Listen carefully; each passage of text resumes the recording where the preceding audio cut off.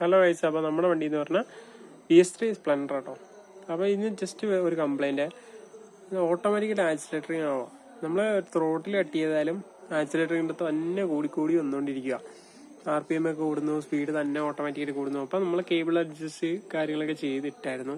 എന്നിട്ട് സംഭവം ശരിയാവാത്തതുകൊണ്ട് നമ്മളിന്ന് രാത്രിയിൽ അതിൻ്റെ ത്രോട്ടിൽ ബോഡി ഒന്ന് അയച്ചു നോക്കിയായിരുന്നു. അപ്പോൾ അതിൻ്റെ അവസ്ഥ എന്ന് പറഞ്ഞിട്ടുണ്ടെങ്കിൽ ഇതാട്ടോ അതിൻ്റെ അവസ്ഥ. കരിഞ്ഞുടങ്ങി ഫുൾ സ്ക്രാച്ചൊക്കെ വീണ് മഹാശോചമായിട്ടിരിക്കുക. ഈ കംപ്ലൈൻറ്റ് കൊണ്ടാണ് വണ്ടി അങ്ങനെ കാണിച്ചുകൊണ്ടിരുന്നത്. വണ്ടി ക്രൂസ് കൺട്രോൾ വർക്ക് ചെയ്തുകൊണ്ടിരിക്കുന്നു. അപ്പം നമുക്ക് ജസ്റ്റ് ഒന്ന് ക്ലീൻ ചെയ്തിട്ട് നോക്കാം. എന്നിട്ട് ശരിയാവുന്നുണ്ടെങ്കിൽ പുതിയത് മാറിക്കളയാം. വാർക്കിൽ ഈ കംപ്ലൈൻറ്റ് എങ്ങനെ ഉണ്ടാകുന്നത്, ഓട്ടോമാറ്റിക്കായിട്ട് ആക്സിലേറ്ററിങ്ങോ RPM തന്നെ കൂടി വരുന്നു അങ്ങനെയൊക്കെ ഉണ്ടെങ്കിൽ കേബിളൊന്ന് ചെക്ക് ചെയ്യാം. എന്നിട്ട് ശരിയാവുന്നില്ലെങ്കിൽ ത്രോട്ടിൽ ബോഡി ഒന്ന് അയച്ചു നോക്കിയാൽ മതി, സംഭവം കറക്റ്റായിട്ട് കിട്ടും.